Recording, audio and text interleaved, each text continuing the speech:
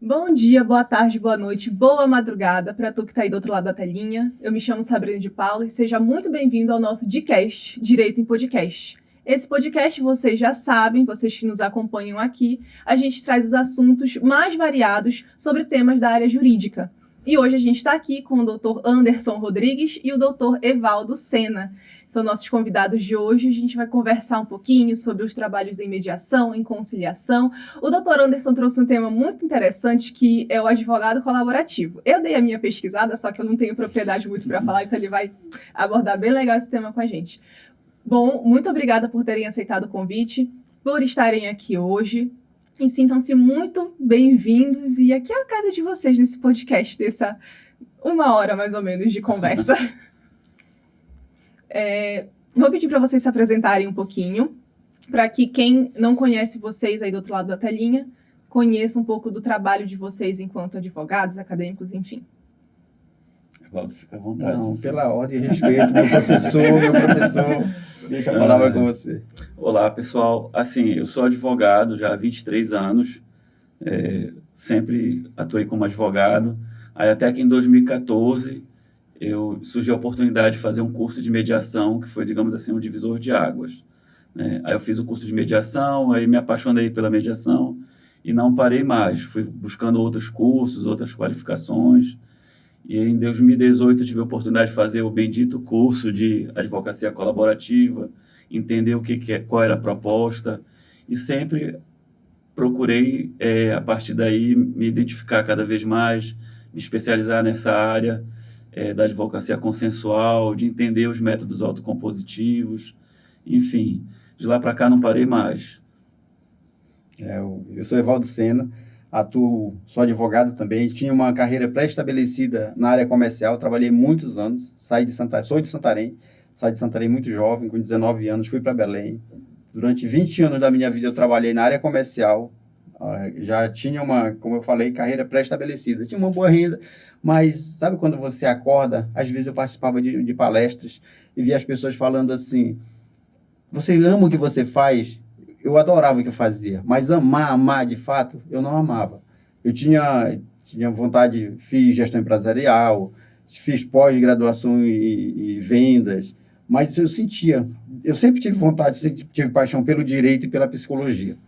Aí, em 2012, eu resolvi fazer direito, tá? E concluí minha faculdade, não precisava advogar, em momento algum eu pensava em advogar. Quando eu fui fazer direito, eu fui para jogar bola. Sou apaixonado por futebol. Meus amigos sabem disso. Quando eu descobri que tinha um campeonato da OAB, campeonato mundial, campeonato sul-americano, campeonato brasileiro, vou fazer direito. Porque eu acredito nisso, né? Quando você quer uma coisa, você tem que pagar o preço. O que é que você quer? Vai em busca do que você quer. Eu queria jogar bola com meus amigos da OAB e tinha que ser advogado. Aí eu fui fazer direito, me apaixonei pela área, vi que eu estava numa área que não me dava esse sentimento de amor, e encontrei no direito. Aí este bendito curso que o professor professor antes, mas é um colega, eu digo professor porque eu conheci a mediação, ele disse que fez o bendito curso em 2014, e eu conheci a mediação através dele no final de 2017. E a partir de então minha vida mudou completamente. Atuo na advocacia, sou um advogado colaborativo, entendo que os meios alternativos de solução de conflito é a realidade atual e a futura do advogado. Então, estamos trabalhando, acabamos de fazer um curso de justiça restaurativa. Eu tenho certeza que isso tem impactado de forma positiva muito, muito corriqueiramente na minha vida. E estamos aqui hoje, é um prazer, acompanhe seu programa, acompanhe seu podcast, você é brilhante, tá? É admirada não só como uma profissional do direito, mas tocando esse projeto, e lhe parabenizo por isso, agradeço a oportunidade. Ai, doutor, obrigada. Muito obrigada. Eu vou aproveitar para começar o papo, de fato, perguntando para vocês, mediação e conciliação foi essa proposta que a gente trouxe, mas vocês falaram de uma forma tão, assim, encantados com a escolha que vocês fizeram, que eu vou dar a pergunta inicial para o que fez vocês se apaixonarem, gostarem, amarem e fazerem tanta questão de trabalhar os métodos alternativos de solução de conflitos no trabalho de vocês, né, advogados, como professor? O que fez vocês se encantarem por esse trabalho? Nossa, que pergunta. Assim, eu vejo assim, no meu caso, foi que através do curso, do primeiro curso que eu fiz, passou a fazer sentido tudo, assim, porque só a advocacia tradicional, que eu já estava já há um tempo, não trazia, assim, essa satisfação, essa felicidade, essa alegria. né? Parecia que eu tinha que pensar só em processo, só no direito. E aí e enquanto advogados, né, nós trabalhamos com pessoas. E aí eu sentia falta de algo nesse sentido, assim, que eu não pensasse só em direito, só numa petição, num recurso. Então, tinha um vazio muito grande que, inclusive, eu cheguei a pensar em várias vezes ao longo da carreira de sair do direito, né? Porque eu também amo a questão da educação, da docência, então queria ser professor desde criança. E aí, é, quando eu vi na mediação, assim, a proposta, as ideias de entender o que é o conflito, entender as pessoas, trabalhar nessa perspectiva, não só de ganhar um processo, mas de resolver um problema, de resolver uma questão, isso passou a fazer muito sentido, porque se conectou com outras áreas também da minha vida, né? Questão religiosa, começou a fazer sentido, assim, poxa, eu gostei disso daí, faz todo sentido para mim, e aí eu não consegui parar mais, né? E aí, através dos meios consensuais, é que foi um caminho que eu tracei para chegar na docência, que são as duas, digamos assim, os dois amores profissionais, né? A questão da docência e trabalhar efetivamente nessa perspectiva do consenso, né? Então, assim, eu vejo que passa por aí, começou a fazer sentido para mim. Então, hoje, o próprio direito ganhou um outro sentido para mim depois que eu fui para os métodos consensuais. Eu que me apaixonar pela mediação, as relações elas geram sentimentos. Qualquer tipo de relação, seja uma relação conflituosa, uma relação amorosa, uma relação de irmandade, ela gera os sentimentos. Eu sempre fui preocupado quais são os sentimentos que são gerados após essa relação. E eu vejo que com a mediação os sentimentos são bons sentimentos, tanto para mim quanto advogado, quanto para o meu cliente ou para a parte contrária. Então, quando você trabalha com conciliação e mediação, esses sentimentos, eles são positivos. Tá? A mediação e conciliação, ela te dá a possibilidade do ganha-ganha. Tá? Enquanto que a advocacia tradicional, a advocacia litigante, ela tem, eu nem digo, às vezes as pessoas eu perde e ganha, não, às vezes é só o perde-perde. Tá? Porque nem sempre a sentença, ela vai trazer o sentimento de atender a minha necessidade, o que eu queria quanto parte. Por mais que eu seja o autor, é muito comum na mediação você lidar com direito de família. Tem muitos casos que são direito de família. Aí você pega um pai e uma mãe que tem uma sentença determinada por um juiz, por um terceiro, que não conhece a realidade das partes. Será que essa sentença atende a necessidade dos dois? Ou ela atende o que está previsto na legislação? Ela atende o que o juiz dentro das provas que ele tinha aos autos, ele definiu, vai ser isso aqui. Então, a mediação, ela me dá essa possibilidade de gerar bons sentimentos. E como eu lhe falei, como eu vinha de uma área que era meio frustrante, os resultados, eu gostei, eu digo, não, no direito dá para fazer diferente, eu tenho feito diferente. E esse sentimento de ganha-ganha, ganha-ganha-ganha, porque ganha a parte autora, ganha a parte contrária e ganha o advogado. Eu fico muito satisfeito quando eu vejo que meus clientes e que a parte contrária está também satisfeita com a decisão daquele litígio, daquele conflito que estava perturbando a vida de todos. E, às vezes, se o advogado não conseguir se afastar, ele acaba sendo afetado também. Foi isso que me encantou na mediação. Apesar da gente ver realmente a crescente do uso dos métodos alternativos de resolução de conflitos, eu ainda uso métodos alternativos, mas como o doutor colocou, autocompositivos, porque eu aprendi assim, né? Os métodos autocompositivos tem uma crescente no uso, a gente vê os advogados, os profissionais, até a academia tem abordado mais, mas a gente ainda tem uma predominância da advocacia litigante, né? A gente ainda é ensinado, eu ainda fui ensinada enquanto advogada a ser litigante, já foi uma vertente mais minha e também com contato com os colegas, a Lauriene principalmente, o Marlon, que já mudaram um pouco mais a minha mente nesse aspecto, realmente de usar de uma maneira um pouco melhor. Mas vocês foram criados no meio da advocacia litigante, né? Como vocês, por experiência e também por observação, como vocês veem que está sendo quebrada essa barreira para os profissionais que foram criados dentro da advocacia litigante? Essa pergunta aí é bem difícil, né? Porque, assim, eu vejo que é um conjunto de fatores. Desde criança, o modelo de sociedade que nós ainda estamos, desde criança nós somos estimulados ao conflito, né? A briga, a disputa.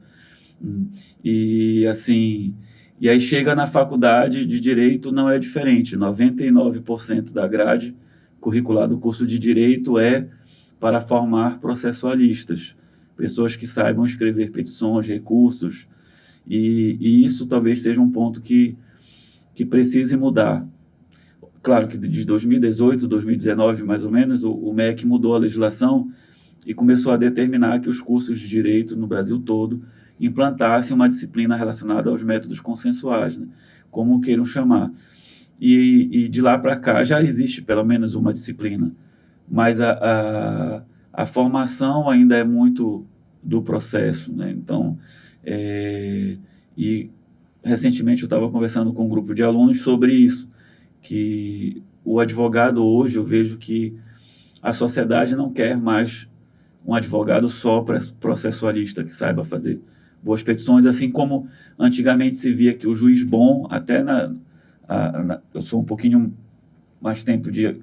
tenho um pouquinho mais tempo de advocacia, então assim, eu via que antigamente o juiz bom era o juiz que dava sentença. Então, quando o juiz fazia um acordo, ele era visto até pelos outros colegas como um juiz que não queria trabalhar. E o advogado, a mesma coisa. O advogado que não quer trabalhar é aquele advogado que não é bom, é aquele advogado que não sabe brigar. Eu mesmo já passei, alguns anos atrás, não muito distante, por uma audiência que, quando eu comecei a conversar com outro colega advogado, a cliente, contrária à empresa que eu estava representando, ficou chateada e aborrecida porque o advogado dela estava dialogando comigo sobre um possível acordo. E aí lá fora, depois, ela até externou esse sentimento dela, que ela achava que o advogado bom, que ela só gostou quando o advogado dela começou a brigar. Ela elevou o tom. E aí, então, assim, existe muito essa visão de que nós precisamos, que a via da briga, do litígio, é a única via. Mas nós temos uma responsabilidade muito grande enquanto advogados, porque nós somos a porta de entrada para o judiciário, não é nem o judiciário em si. Porque você procura primeiro o advogado para entrar na justiça. Então, eu vejo que nós temos uma responsabilidade muito grande de como que nós estamos recebendo esse cliente.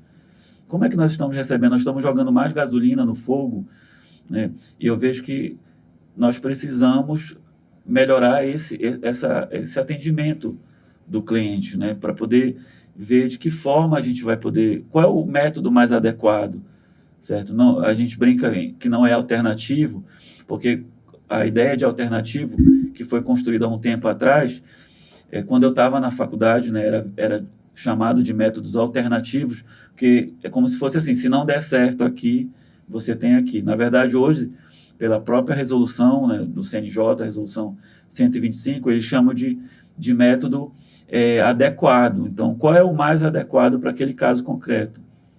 E aí o advogado precisa aprender, ele precisa voltar a estudar. Eu vejo que os advogados ainda têm uma resistência muito grande, porque acham que vai ter perda de receita, vai ter perda de honorários, e isso daí seria ruim ou uma concorrência. Mas, na verdade, eu vejo que você pode somar, na verdade. Você soma, é mais uma habilidade a ser adquirida pelos novos advogados, porque as pessoas estão demandando isso. Porque o cliente, na verdade, ele nunca te procurou para entrar com o processo. Ele procura para que a gente resolva um problema, um conflito que ele está. Então, assim, se o cliente nos procura para isso, a gente precisa aprender a mediação, conciliação, negociação, justiça restaurativa, todas essas ferramentas que estão disponíveis e outras que ainda vão surgir, porque a sociedade é dinâmica, e aí para poder ver qual é o mais adequado e decidir junto com o cliente. Isso não vai excluir a atuação judicial tradicional. Vai ter situações que o melhor caminho é você judicializar. Então, eu vejo que passa por isso, né? É quebrar realmente um paradigma, estudar sobre isso, porque é algo que não volta. Eu não avalio que nós vamos perder esse movimento que faz parte com a terceira onda, né? Que é a onda da efetividade do direito, que não é só a questão de uma sentença, de uma declaração de um direito, é da efetividade. Eu percebo também que existe muita falta de conhecimento por parte dos colegas a respeito desses métodos. Tá? Eu gosto muito de utilizar a questão do chá. Conhecimento, habilidade e atitude. Eu vejo que os colegas, falta conhecimento para os colegas a respeito dos métodos. Tá? Falta habilidade, e essa habilidade ele só vai ter quando ele buscar o conhecimento e começar a agir, e falta atitude. Tá? Em relação ao que o Anderson falou também, nós, quanto advogados mediadores, hoje, em alguns momentos, nós somos até perseguidos. Eu já fui intitulado como Lesse, o Evaldo é Lesse. Tá? Porque é Lesse, literalmente, foi esse termo, eu estava palestrando na OAB recentemente, porque os colegas entendem que o advogado bom é o advogado pitbull. O que é o pitbull? Você pensa em pitbull, você pensa num cão feroz, num cão bravo, num cão que vence todas as batalhas. Tá? Aí, no nosso curso de restauração, o Anderson citou uma frase que é muito legal. O advogado ele tem que ser o primeiro juiz da causa. Tá? E dentro esse primeiro julgamento que ele tem que fazer, primeira análise que ele tem que fazer, quais são os métodos adequados? Tá? Não é questão do direito. Direito nós temos como saber. Tá? Mas quais são os melhores caminhos que eu vou pegar para essa demanda? Tá? O que o meu cliente quer? O que ele quer, eu consigo dar no tempo? Se eu for na via judicial, eu consigo controlar o tempo? Nós não conseguimos controlar o tempo. Ontem eu estava sendo questionado por uma cliente porque ela disse assim, doutor, o processo que eu dei entrada com você ainda não saiu, aí uma outra cliente deu uma entrada muito tempo depois, uma amiga minha, o filho dela deu entrada, o advogado, e já saiu, ela já tem o direito dela validado. Qual o controle que nós temos sobre isso? Eu tive que parar e explicar para a cliente que uma demanda, o advogado, quando você vai judicializar, você vai dar entrada na inicial, vai dar entrada no PJE, esse processo ele vai ser distribuído por vara, dependendo da vara que esse processo vai cair. Tem juízes que têm um determinado comportamento, tem outros que têm outro. Tá? Nós sabemos que o nosso judiciário está abarrotado de processos. Aí você vai questionar com o juiz e diz, doutor, eu tenho 6 mil processos. Você tem como contra-argumentar contra isso? Não. Eu estava olhando a justiça em número do CNJ, você percebe que existe uma quantidade absurda de processos para cada juiz, para cada vara. Então, qual é o julgamento que eu tenho que olhar? Eu estou com um processo, vou conversar com o meu cliente e tenho que explicar para ele, olha, por esse caminho, os resultados podem ser esses. Pode ser em tanto tempo. Na mediação, nós temos como, teoricamente, controlar o tempo. Porque eu vou chegar com a parte contrária. Só que para eu controlar esse tempo, eu tenho que explicar para o meu cliente que um acordo não depende só de uma parte. Às vezes você tem que dar um passo a mais. Você tem que analisar com o cliente quais são as possibilidades. Qual é o melhor pedido? Qual é um pedido bom? Qual é um pedido aceitável? Analise essas 3 possibilidades e sentem com a outra parte para dialogar sobre aquilo. E quanto tempo você tem? Eu tinha uma cliente que estava com um problema oncológico, ela não tinha tempo. Não dá para judicializar, porque eu sei que o benefício dela provavelmente vai ser reconhecido. Mas se eu judicializar, eu não tenho a garantia desse tempo, não vou conseguir prestar o serviço que ela queria para satisfazer o desejo dela. Então, há uma necessidade muito grande. Tem 2 frases do direito que são célebres, tem uma. Se eu disser, a advocacia não é para covardes. Profissão para covardes. Isso nós aprendemos na academia.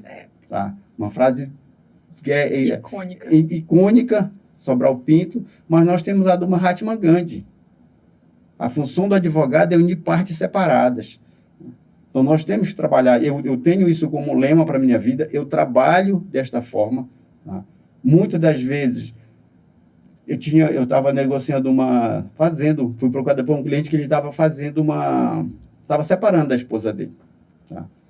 tinha uma casa, 2 filhos, uma casa no valor de R$200 mil, e ele queria porque queria vender a casa. A casa era dos dois. Eu tenho certeza que a casa era dos dois. Eu sei que o direito dava isso. Mas quando eu conversei com ele separadamente, eu percebi que ele não queria deixar os filhos dele desabrigados. Então eu perguntei, é possível você não deixar seu filho desabrigado pedindo para que a sua esposa venda sua casa por 200 mil, você vai ficar com 100 mil, ela vai ficar com 100 mil. Ela consegue, dentro de Santarém, comprar uma casa confortável igual que você mora com 100 mil reais? Não. Eu estou conversando com ele, perguntando para ele, o que ele queria em relação ao direito era diferente do que ele queria quanto pai. Então, vamos negociar de outra forma? Mas se eu tivesse ido só pelo direito, não, vamos, 50% da casa é sua, eu ia atender o direito dele em relação à legislação, mas eu ia desatender o direito dele quanto pai, que era deixar os filhos abrigados, numa casa confortável, com a mãe. Isso nós resolvemos rápido, muito rapidamente. Questão de um mês, porque pode judicializar pelo Sejusc, em um mês nós fizemos o divórcio, com partilha de bens, com definição de guarda, com definição de alimentos, com tudo, em um mês. Agora eu pergunto para você, é possível fazer isso antes? Com certeza. Via judicial em um mês? Não. Não. Com certeza não. Pois é. Então, aí é que está a diferença.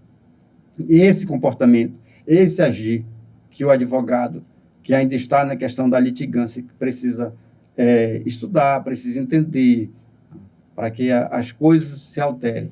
Eu vejo que a mediação, a conciliação, ela vem sendo inserida há muito tempo na nossa legislação. Hoje nós já temos a lei da mediação, hoje nós já temos a resolução 125 do CNJ, que ela dá parâmetros, ela define comportamento de mediador, princípios e tudo. Então, só basta querermos, é o nosso agir. Conhecimento está disponível, habilidade você desenvolve, agora o agir está faltando para os nossos colegas advogados agirem de uma forma não litigiosa, passar para a mediação mesmo. O que o senhor falou de entender a vontade do cliente, eu acho que é um ponto-chave, e tanto para os litigantes quanto para os que trabalham os métodos autocompositivos, porque muitas vezes até o próprio cliente quer o litígio, porque, enfim, já tentou algumas outras vezes o acordo, não conseguiu, mas o próprio advogado não entende a vontade do seu cliente, não para, não senta, não conversa, não entende os outros meios. Hoje, acho que o advogado precisa, além de ter a técnica jurídica, né, ter também conhecimento um pouco sobre cada área, como também o doutor Anderson falou, né, saber um pouquinho de cada coisa para conseguir dialogar e apresentar um trabalho eficaz para o cliente. Tem algumas situações que a gente sabe que não tem como fugir do judiciário, mas até nessas situações o advogado ele precisa saber a vontade do cliente e também saber mostrar para o cliente que nem sempre a vontade dele é o certo, nem sempre a vontade dele é o que vai prevalecer, né? Tem uma coisa que eu gosto de trabalhar com os meus clientes, que eles me explicam tudo o que aconteceu, eu anoto bonitinho e explico, olha, isso daqui não dá para fazer, mas dá para fazer dessa forma. Ah, mas o advogado disse, tudo bem, mas eu não vou arriscar, até primeiro porque é o meu nome profissional, segundo que porque é um princípio que no meu caso parte de mim, que eu não vou apresentar um trabalho ruim, um trabalho menor do que aquele que eu preciso oferecer para o meu cliente. Eu estou trabalhando com a causa dele, é uma responsabilidade que ele coloca nas nossas mãos e tem que ter toda a responsabilidade da própria profissão, né? E Sabrina, desculpa te cortar, mas olha só, o que você falou é tão importante. Às vezes, principalmente quando tem divórcio, tá?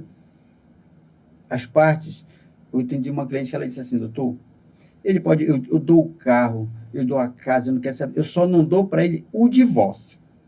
A única coisa que eu não dou para ele é o divórcio. Eu abro mão dos alimentos, pessoa, não quero nada disso, mas o divórcio eu não dou. Aí eu estava falando com ela, explicando para ela, para casar você precisa de 2 sims. Essa é a diferença do casamento e do divórcio. Para divorciar, não. Então, os outros direitos, você pode brigar por eles. Tá? Nós podemos negociar. Mas se ele chegar lá e disser que ele não quer ficar casado com você, infelizmente não vai depender da sua vontade. Quando eu falei isso para ela, sabe, eu acho que ela tinha tanta certeza de que se ela não desse o divórcio, eles não iriam se divorciar, que ela se desarmou. Ela ficou literalmente assim, como não? Se eu não der o divórcio, não tem jeito.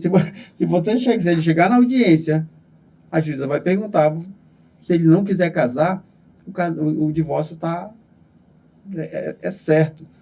Então, esse agir do advogado, de conversar como você falou muito bem, converse com o seu cliente, verifique se realmente o que ele quer é o pedido principal. Se não há outros interesses, saber perguntar. Saber perguntar para o cliente o que ele quer realmente. Porque nós temos uma responsabilidade com o que nós colocamos na petição, né, no papel.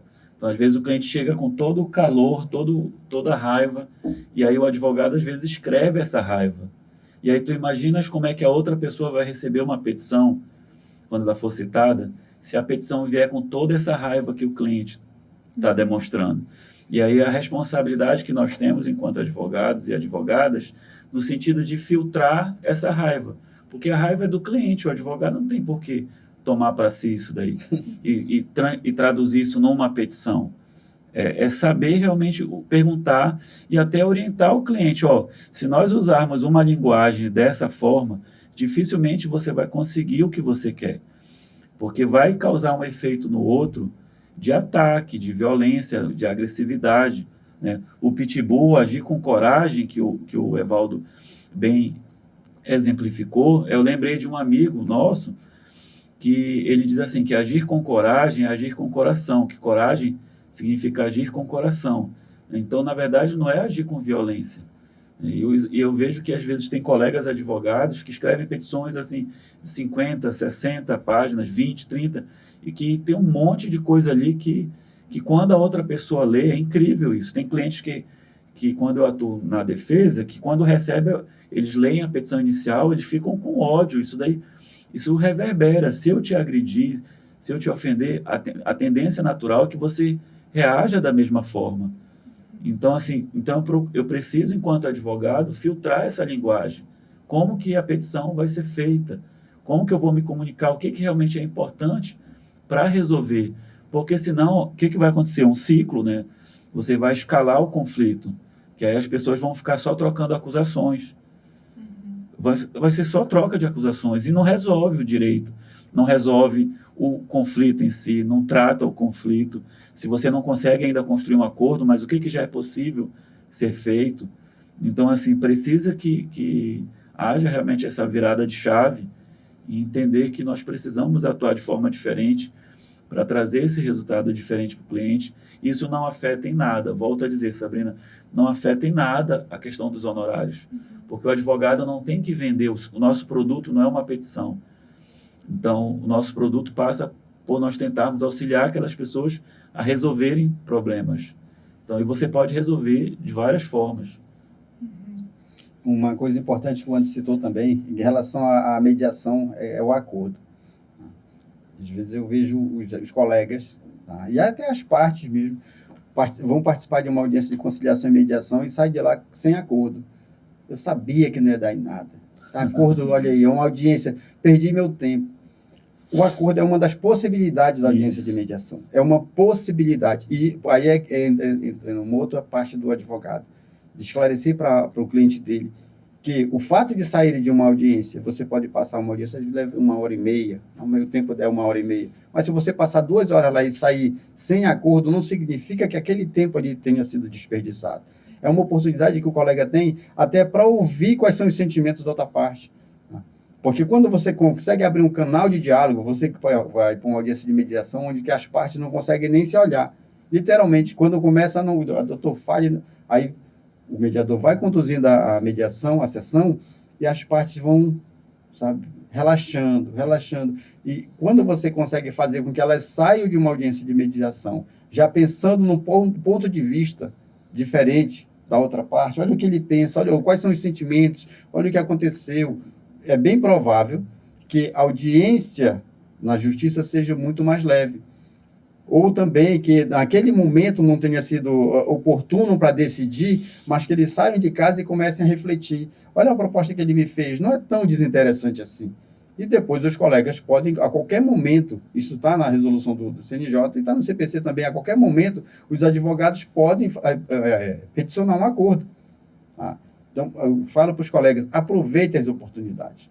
E uma das melhores oportunidades que tem é você participar de uma audiência de mediação, com a certeza de que o acordo é uma possibilidade, mas uma certeza é que você vai conseguir ouvir a parte contrária e você vai conseguir, às vezes, fazer com que o teu cliente expresse os sentimentos dele de verdadeiro em relação ao outro, até que ponto ele quer ir. Lembra que eu falei? Não, nós colocamos uma proposta, esse pedido aqui, esse acordo é excelente, esse é bom, esse é razoável. Mas, de repente, ele vem daquele razoável, ele consegue flexibilizar um pouquinho para você, porque ele entendeu o outro. Aí vem a questão dos honorários, que é uma das grandes barreiras para os colegas procurarem mediação, é quando eles falam de honorários, porque acham que na mediação eu ganho menos. Gente, o que vai determinar se você vai ganhar mais ou não é a prestação do seu serviço. Em quanto tempo você vai prestar o serviço? Você pode me contratar, Evaldo, quanto você pinta aqui esse estúdio? Eu pinto para um outro colega, cobro R$1.000. Aí eu digo para você, eu cobro por 500. Você vai e acerta para eu pintar por 500. Só que você grava seu programa. Todo sábado você tem que gravar seu programa. Toda quarta-feira tem que ir ao ar. Aí você está com uma expectativa de que eu vou pintar isso em 1 dia, 2 dias. Aí eu vou levar 5 dias para pintar. Foi vantajoso você pagar menos? Foi vantajoso você pagar mais? Não. Acerte com o seu cliente por serviço. Aí eu consigo realizar este serviço em X tempo. Acerta com o teu cliente. Lógico que se eu for participar só de uma audiência de mediação, a contestação em uma audiência de mediação, ela começa a contar, você foi intimado, 15 dias após o término da audiência. Então, terminou aqui, o que foi que eu fiz? Eu vim para a audiência, consegui fechar um acordo, eu não vou cobrar a mesma coisa que eu cobraria se eu for ter que fazer uma petição, como o Anderson falou, escrever lá 20, 30 laudos, ou 15 laudos, 15 páginas. Não. Na audiência eu consegui resolver, você consegue flexibilizar para cobrar um valor diferente. Mas, eu vim, não consegui fazer o acordo, não conseguimos chegar no consenso, vou ter que trabalhar mais, você cobra mais por isso. Esse é o X da questão. Eu cobro assim. Se eu vou para uma audiência e consigo resolver logo, eu cobro mais barato. Se eu fiz um serviço que vai me demandar mais tempo, vou entrar com recurso, vou ter que ficar acompanhando, nós sabemos como funciona o PJE, eu vou cobrar mais caro. É serviço. Eu cobro por serviço. Eu achei que assim tem que ser. Eu acho que o importante é o cliente entender, né? Sim, sim. O cliente, ficar claro para o cliente, por favor, faça um contrato de honorários até nas causas de pro bono, tá? Por favor. Até nas causas de pro bono, eu tenho algumas causas de pro bono que até nessas eu coloco no contrato bonitinho, falando de acordo com o artigo tal, do código de ética, enfim, tudo direitinho lá. Mas eu acho que o importante é o cliente entender como funciona o serviço e entender também o porquê que ele está pagando aquele valor, né? Ele não está, como o professor e o senhor reforçou, não é a petição, não é a escrita daquela petição. É toda uma logística de resolver aquela situação.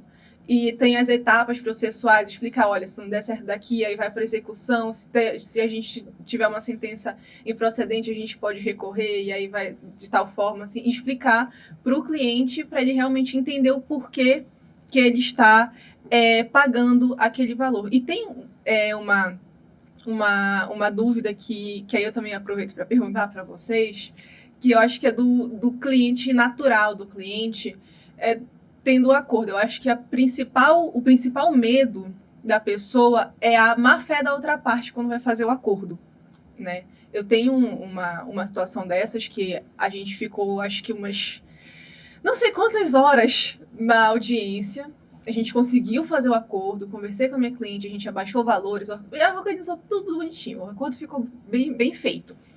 Inclusive a própria servidora do Juizado do Consumidor, não lembro agora o nome dela, mas ela foi espetacular. A outra parte estava sem advogado, e ela foi conversando com a outra parte, foi conversando comigo, né, enquanto advogada, e foi ajustando ali. Ela fez um trabalho magnífico. Eu não vou lembrar o nome dela aqui, isso me deixa muito triste, mas ela fez um trabalho espetacular. A gente ficou um tempão lá fazendo acordo, conseguimos fazer um acordo muito bom, inclusive. E a parte não cumpriu, a outra parte não cumpriu, e realmente por má fé. A gente depois teve que fazer execução, foi constatada a má fé e por aí vai. E teve uma outra situação de um acordo que aí, já, no caso, eu já fui pela parte devedora, e ela me falou assim, doutora, eu não me recuso a pagar o valor que eles estão pedindo, só que na forma que eles querem que eu pague, eu não tenho condições.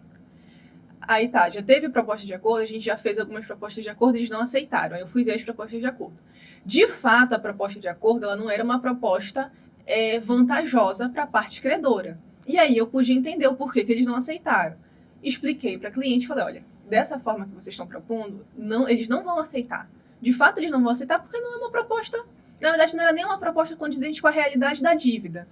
Dá para fazer assim, tem que dar tanto de entrada, eu acho que a gente consegue verificar parcelas de tanto, a gente conseguiu organizar tudinho. E aí, nesse caso, menos de uma semana já estava com o acordo preparado, assinado, prontinho, coisa mais linda dentro do processo, que já estava na fase de execução. Mas, assim, eu acho que a principal questão de todas as partes, no caso da parte credora principalmente, é a má fé da outra parte em não realizar o pagamento. Como vocês dois, profissionalmente e também dentro, enfim, da experiência de vocês, conseguem passar a segurança para o cliente em relação à boa-fé, se é que é possível passar uma boa-fé em relação à parte contrária, e no caso de má-fé, realmente, de descumprimento de acordo, de não conseguir, no caso já de um acordo feito, né? Como administrar essa situação?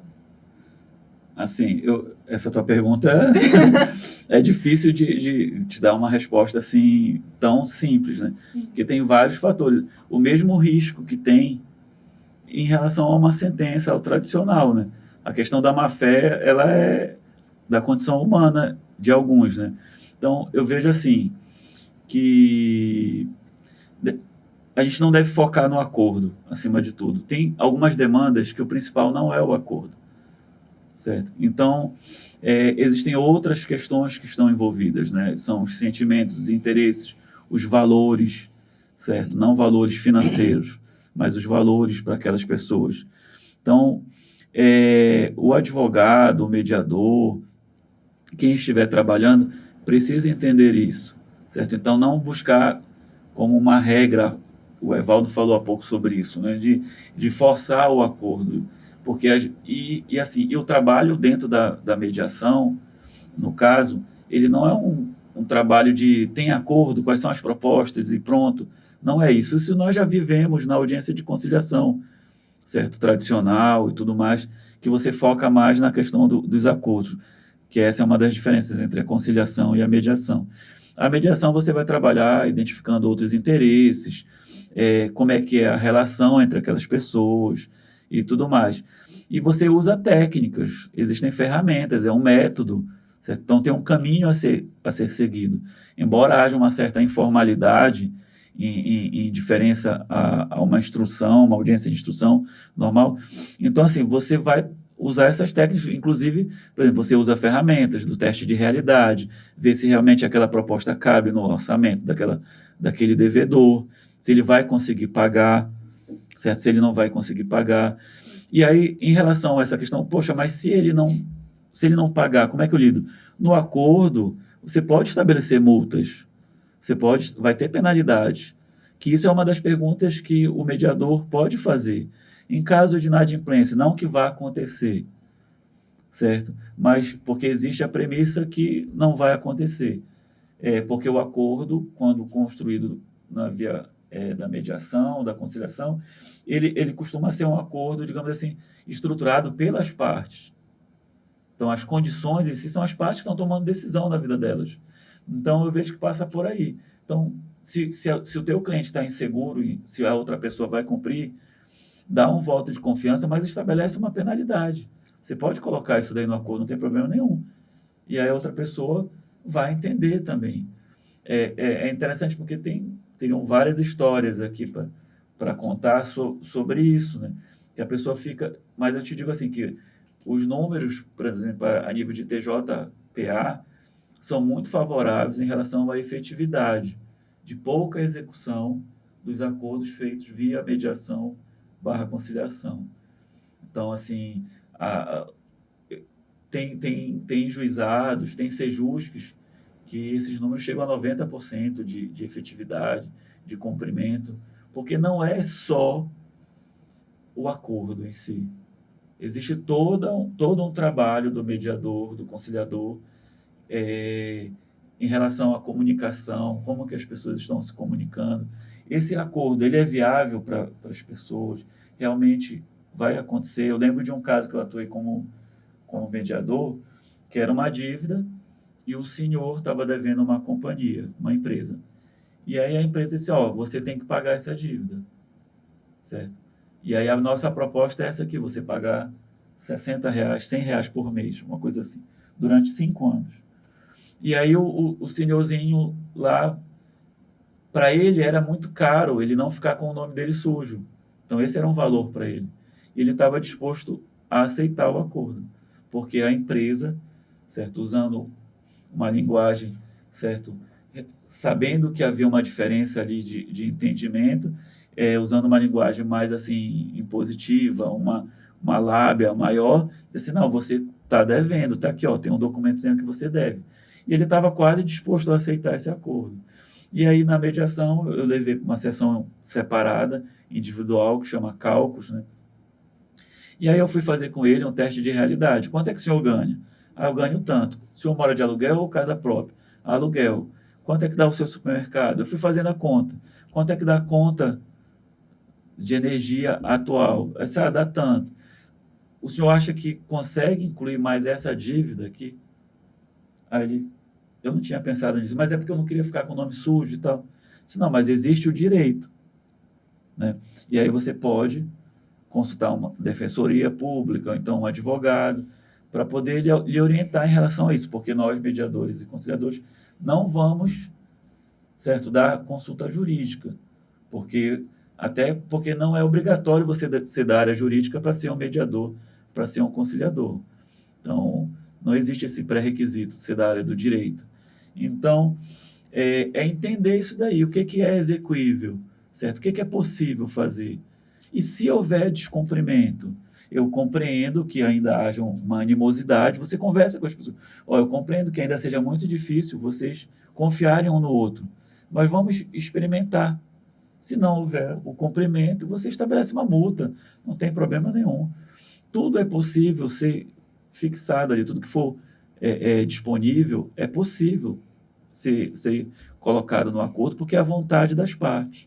E o advogado, até no seu contrato de honorários, que você enfatizou a necessidade de nós fazermos por escrito, que você coloca tudo isso daí, como é que vai ser a tua remuneração, certo? Você coloca lá, se houver necessidade, depois um pedido de cumprimento de sentença, uma execução, você coloca lá, certo? E aí já fica tudo direitinho, tudo transparente, certo? Fica claro.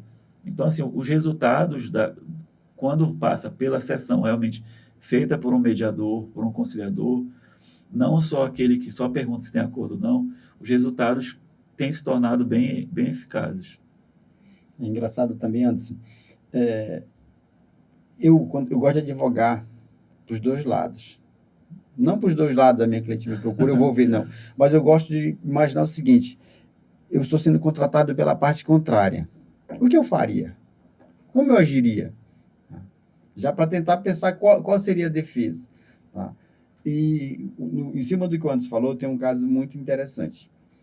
Tinha uma cliente que ela estava devendo, tinha uma briga com uma ex-companheira dela lá, que eles tinham um negócio, e o negócio tinha se dissolvido. E ela dizia que ele estava devendo R$20 mil para ela. E ela dizia que devia 10. Ela queria pagar 10 e ele não queria. Ele queria que ela pagasse 20. Resumindo, conversaram, ele judicializou. Ela queria pagar 10 mil. À vista, ele não quis. Ele foi judicializou. 5 anos depois, o processo tramitou, a juíza reconheceu o direito, essa dívida foi dada uma sentença de R$40 mil a favor dele. Quando ele pegou a sentença, ela não tinha mais os 10, ela não tinha nenhum bem no nome dela, ela não morava mais na cidade, ou seja, sabe, ganhar e não Ganhou levar, e não levou. Né? Ganhou e não levou. Aí ela veio comigo, eu entrei em contato com ela, conversei com o advogado, negociamos, ela pagou em 10 vezes de 1.000. Ela pagou os 10 mil que ela queria lá, a proposta inicial, no ato, Ao final, quando chegou na fase de execução, que o processo já estava tudo favorável ao autor, ela parcelou em 10 vezes de R$ 1.000. Então, não adianta fazer acordos, e é muito legal o que o Anderson falou na mediação, quando é feito, as pessoas, quando recebem uma notificação, uma intimação, elas saem ficam desesperadas. Não quero, nunca bati, nunca fui no fórum, nunca fui na justiça, meu nome nunca foi para SPC, e querem fazer acordo de qualquer jeito. E na mediação tem essas técnicas. Né? É possível você pagar? Ia pagar R$ 100 por mês, né? Para eles, R$ 100 parecia baixo. Quando você fala R$ 100, é muito ou é pouco? Depende. Qual o referencial que você está falando? R$ 100 para quem ganha 10 mil não é nada. Será que não? Para quem ganha 10 mil e gasta 10.500, faz tanta falta quanto para alguém que ganha 1.000 e gasta 1.100. Então, na mediação, você tem essas possibilidades. O advogado tem condições de conversar com as partes, fazer o teste de realidade, fazer inversão de papéis, conversar de forma individualizada. Tem muitas técnicas que aí eu lamento. Tá? Que agora, eu lamento, mas ao mesmo tempo eu fico feliz. Ontem encerrou um prazo para a formação de novos mediadores e conciliadores aqui em Santarém, e o doutor Roberto estava falando para nós que tinham mais pessoas inscritas do que o número de vagas. E eu acho que eles tinham 30 vagas, eram 30 vagas. Pois é, olha a felicidade. Significa que as pessoas estão dando valor para essa formação de conciliadores e mediadores. Quando antes você tinha 20 vagas, talvez sobrassem vagas, hoje ele falou, tinham mais candidatos do que vagas. Isso me deixa muito contente. Eu sei que o futuro da advocacia ele vai caminhar para a questão da conciliação e mediação, isso é certo. Consegui, inclusive, né? Consegui fazer a minha inscrição. Parabéns. Parabéns. Não sei se você conhece o Dr. Felipe Castro. Felipe Castro? De Vasconcelos. Conheço. Vai fazer também. E ontem também entrou na nossa comissão o Dr. José Lins. Ele também vai fazer o curso de mediador judicial. E aí, conseguimos incentivar. Nessa parte, a gente está fazendo uma boa... Prepare-se, é uma mudança radical. Mas vai ser bom para vocês. Agora, só já começando a encerrar, né? Encerrando a nossa conversa, eu vou pedir... geralmente eu peço para que as pessoas deem um recado para os profissionais e estudantes da área. No caso de vocês, eu vou fazer uma pergunta para a gente encerrar. Em relação ao judiciário, né? O próprio judiciário, em muitos momentos, temos alguns juízes que ainda olham para o lado litigante e temos juízes que eu coloco como exemplo o Dr. Roberto, que olham muito pelo lado da conciliação, da resolução consensual dos conflitos. Aí eu pergunto para vocês, né, a importância da mentalidade do judiciário, não só do advogado, né, mas do judiciário que está ali aí que precisa, né, que não tem como, precisa diminuir alguns processos, a carga de processos está muito grande, precisa, às vezes, finalizar demandas logo para que, de fato, seja entregue, e cada dia mais a gente sabe que o número de processos cresce. Mesmo a gente tentando aplicar as técnicas dos métodos autocompositivos, como o judiciário precisa encarar essa mudança também de realidade. Respondo depois. Tanto a instrução normativa quanto o CPC, eles trazem essa obrigação como geral, tá? Ela não é uma obrigação só dos advogados. Eles citam lá juízes, promotores, defensores públicos, no geral. O doutor Roberto, eu até tive a oportunidade de conversar com ele na sexta-feira. O doutor Roberto está dando continuidade nesse trabalho. Assim, a doutora Josineide também, a antiga juíza, quando eu entrei no Sejus, ela que estava lá, tá? Era brilhante. Nós precisamos de juízes, pessoas que estão no Poder Judiciário com esta abertura, com esta visão. Porque não adianta o advogado fazer, a gente alterar a visão do advogado, se quando o processo... Porque a mediação, os meios alternativos é uma opção. Tá? Eu sou contra a judicialização? Não. Eu sou contra a falta da análise antes da entrada com a ação. Então, se eu sou um magistrado, tá? e os advogados, os juízes já sabem, o doutor Roberto até fez grande referência para o Anderson, que ele conheceu o Anderson numa sessão de mediação, fazendo audiências. Tá? Se eu fosse um magistrado e eu percebesse que a doutora Sabrina eu sei que a doutora Sabrina é uma advogada com a visão de mediação. Quando entrasse um processo dela de judicialização, esses processos, essas demandas, essa visão, ela tem que ser estendida para todo mundo. Tá? O judiciário ele tem que entender que a conciliação e mediação é uma mudança necessária, é extremamente necessária. Porque quando o conciliador vai lá e você tem 6 audiências por dia no Sejusc, e essas audiências elas são frutíferas, né? Você diminui o trabalho do juiz, do magistrado. Mas ele não tem que favorecer a mediação pensando em diminuição do trabalho dele, não. Tem que favorecer a mediação, o Poder Judiciário tem que facilitar a mediação pensando na satisfação da coletividade. Tá?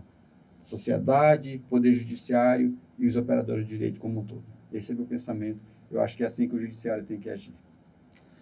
Assim, somando com o que o Evaldo está falando, existe uma questão estrutural. Nós não vamos mudar a sociedade da noite para o dia. E nem é essa a proposta, certo? A proposta começa, pelo que você falou, a mudança de mentalidade. Hoje, o judiciário, no caso aqui no Pará, ele já vem desde 2010, desde 2015, né? Ele vem potencializando esses novos recursos, vem estruturando. Claro que quando você está falando de uma estrutura, de Estado, você tem até uma própria legislação que precisa nascer para regulamentar remuneração de mediadores, remuneração de conciliadores que atuam na esfera judicial, regulamentação de câmaras privadas, certo?